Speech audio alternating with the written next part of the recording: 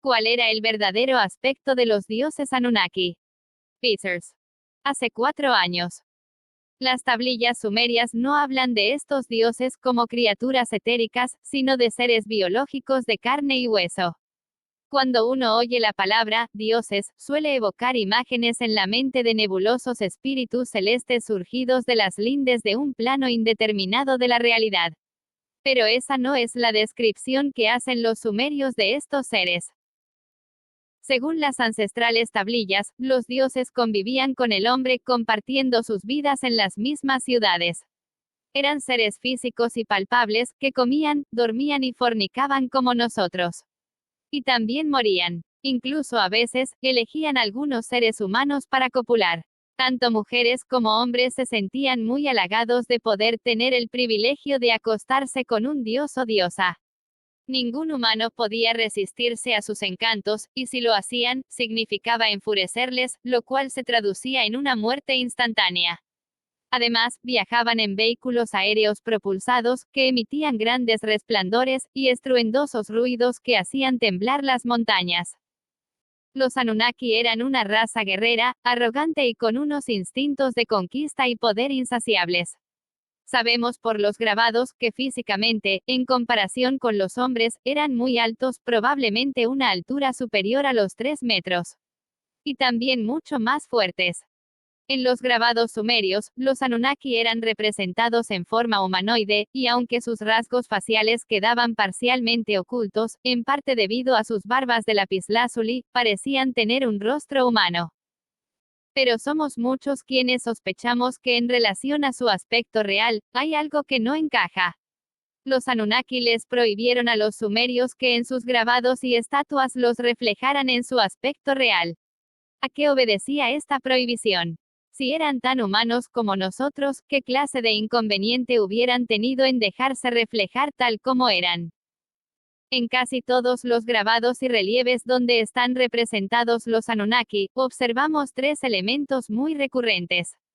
En primer lugar, si observamos el relieve en la imagen que sucede a este párrafo, vemos a un dios que con su mano derecha sujeta una especie de piña.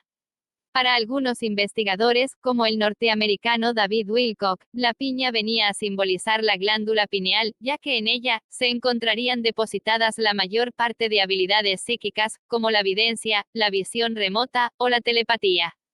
Según Wilcock, los Anunnaki sabían cómo estimular dicha glándula para extraer todo su potencial.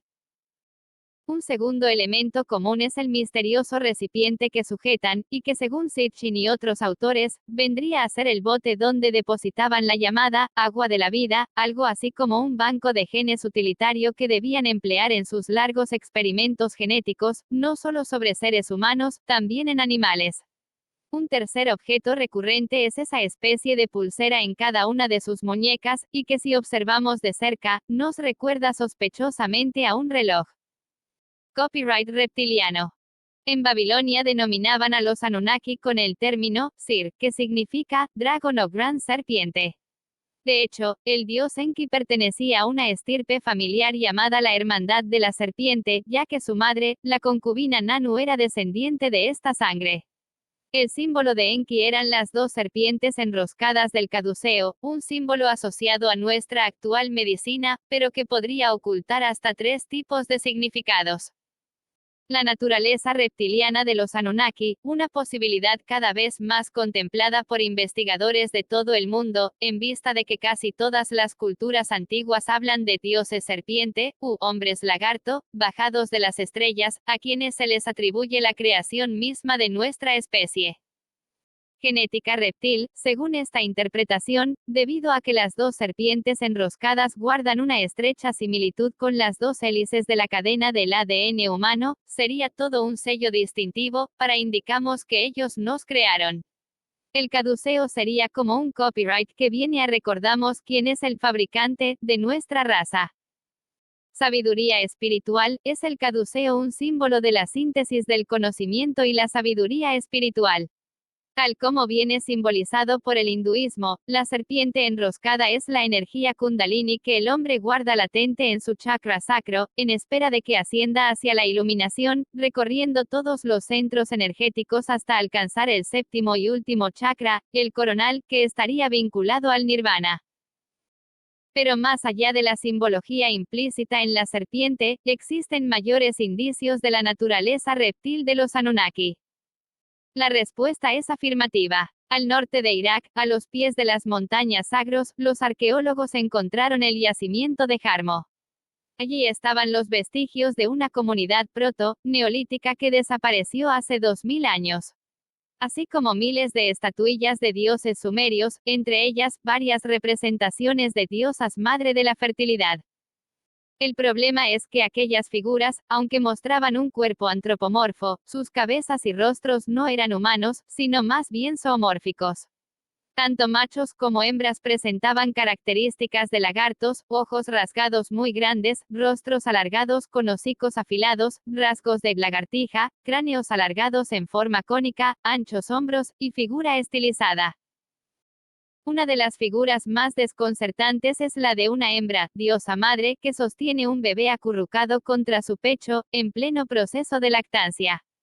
Si observamos al bebé, veremos que su cabeza es de reptil y sus ojos son rasgados como su madre.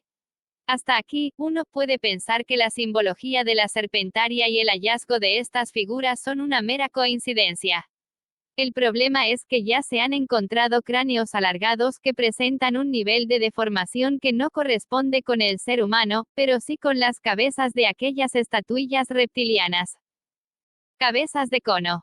En el Museo Arqueológico de Lima, Perú, y en el Museo Nacional de Ica, están expuestos una serie de extraños cráneos que no parecen pertenecer ni al hombre de Neandertal, ni al de Cromañón, ni al Homo erectus, pero mucho menos al Homo sapiens actual.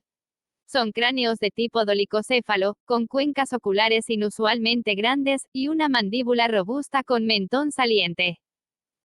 Los detractores aseguran que estos cráneos son perfectamente humanos, y que estas deformaciones forman parte de rituales de ciertas culturas para parecerse a los dioses.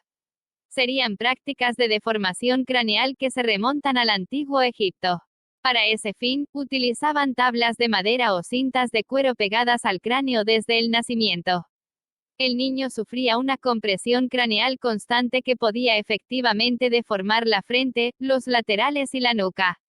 Lo que resulta imposible es modificar la capacidad craneal en centímetros cúbicos. Estas prácticas deformarían el hueso, pero no podrían aumentar su volumen. Y la prueba de ello, es que los cráneos encontrados que realizaban estas deformaciones, no tienen nada que ver con los cráneos anómalos del tipo Coneheads. El mayor tamaño de cráneo humano del que se tiene constancia, medía 1980 cc. Pero algunos de estos cráneos anómalos alcanzaban un tamaño de unos 3200 cc. Sin duda, una diferencia muy sustancial que desafía cualquier explicación convencional. Además, estos cráneos poseen un 15% más de ancho en sus órbitas oculares, y la perfecta simetría de sus lóbulos descartaría cualquier presión mecánica externa.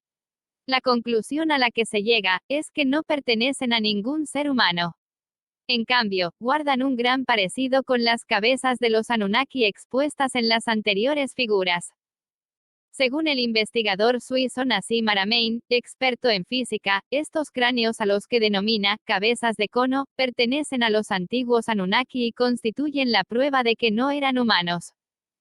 Para el escritor francés Anton Parks, autor de las Crónicas del Hirku, el siguiente sería el verdadero aspecto de un Anunnaki. Auténticos reptiloides de cráneo cónico y grandes ojos de un amarillo refulgente. Historia prohibida. Muchos de nuestros lectores pueden pensar que el relato extraído de dichas tablillas no es más que un conjunto de mitologías. La arqueología oficial concibe a estos dioses como a seres incorpóreos surgidos de la fértil imaginación de nuestros ancestros. Pero entonces, surge la pregunta, si toda esta historia no es más que pura leyenda, ¿por qué entre el 10 y el 14 de abril del 2003, en plena invasión de Irak, el ejército de los EEU saqueó el Museo Nacional de Antigüedades de Bagdad? porque el 80% de los 170.000 objetos que albergaba el museo fueron sustraídos y destruidos. Eran tablillas, tesoros, y estatuillas que nos hubieran revelado mayores detalles de la historia prohibida. Durante el saqueo, se produjo un incendio en la Biblioteca Nacional de Bagdad que destruyó archivos de incalculable valor histórico. Si son solo leyendas, ¿qué ejército entraría en dicho museo volando la entrada con un tanque para no dejar huellas de estos vestigios? Por David Parcerisa. Extraído con permiso del autor de su libro Los Anunnaki, creadores de la humanidad. Listado de razas extraterrestres que cooperan con el complejo militar e industrial según Jericho McBride Wallens. Las 7 razas Ali.